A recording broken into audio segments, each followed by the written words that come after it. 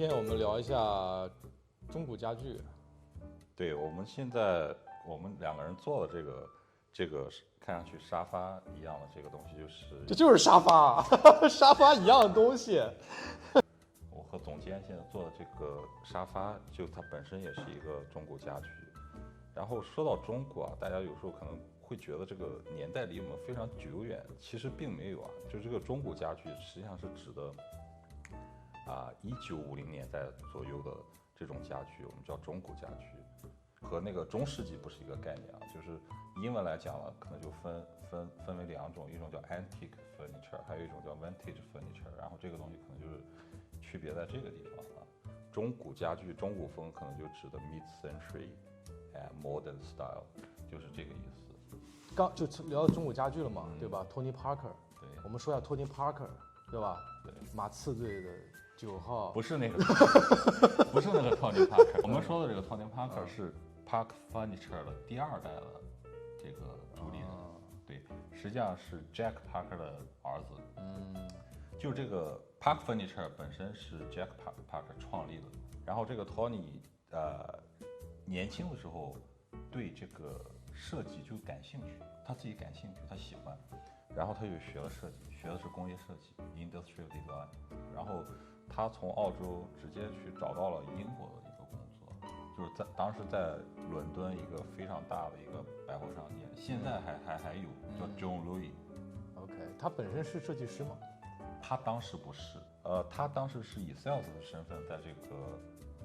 John Louis 这个百货公司里面卖家具。当时在英国工作的时候，他就会做了一些设计稿寄给他爸爸，他爸爸就是居然也把这些东西都做出来了。做出来以后呢，他也没有告诉他儿子，因为他们之前就是 Jack Parker 就是在做这个 Park Furniture 的时候啊，他走的是那种 Art Deco 或者 Antique 那种风格。但是这个 Tony 他不一样，因为他是年轻人，他又去了欧洲，在伦敦，然后1950年代刚好就是现代主义设计爆发的这样一个年代，所以他一定是在伦敦看到了很多很新的东西，感受到了一些很新的思潮。当 Tony 从英国回来的时候，他看到之后，他当时也没想到他能真的帮他做出来，然后时机也就来了，因为那个时候刚好在悉尼就举办了一次大型的家具展，然后 Tony 就觉得我的这些东西就应该要在这上面展出。以前的这种家具啊，就是都是摆成一条线在卖的，就像商品，就是很普通的商品一样。然后比如说沙发一排，然后餐边柜一排，椅子一排，就是没有什么搭配，没有什么展示，没有环境的展示，没有陈列设计，没有陈列，对。但是他去参展的时候，他就提了这样一个要求，他说我要这么一块地方，我要把它做成一个我们现在说法就是叫样板间。那个时候就是推出之后就是大受欢迎，整个 Park Furniture 从50年代大概到80年代都是他们非常辉煌的一个时期。他们从原来大概30几个人发展到最后380个人，将近400个人，这样一个家具厂商在当时的澳洲就是最大的，就是第一的。所以这个家具，这个品牌的家具呢，现在在澳洲的这种二手家具市场上的保有量也比较大，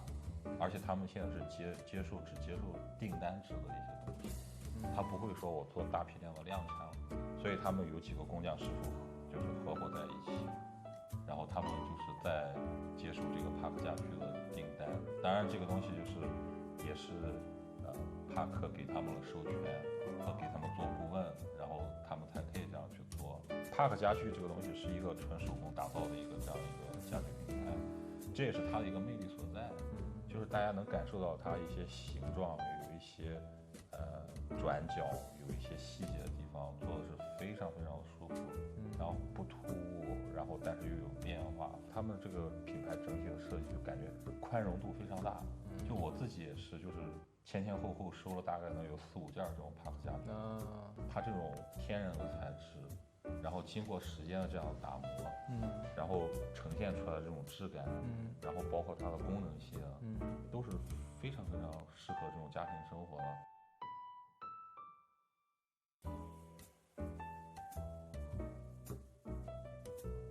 现在这种餐边柜呢，其实它很 popular，就是活跃度非常高。不一定说只是当做传统的餐边柜来用，就完全可以放在你的客厅或者说一些家的角落里面，作为一个装饰，作为一个 vintage 家具的装饰。然后这些中古家具店，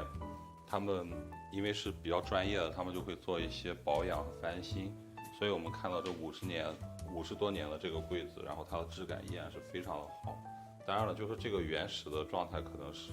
颜色会比这个稍微浅一点，但是经过这个时间的打磨，然后就呈现了一种包浆的状态。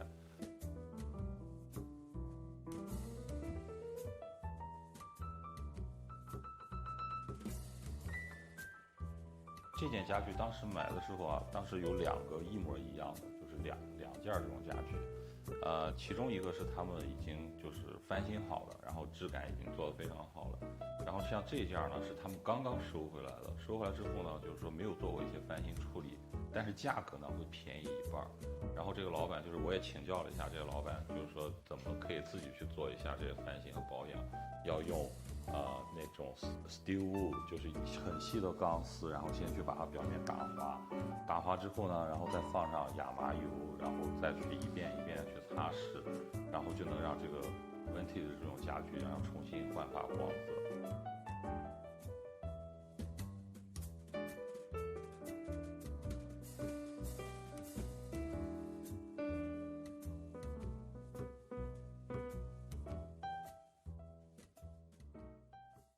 摇枪换炮了啊，坐沙发了啊？对啊，啥玩意儿？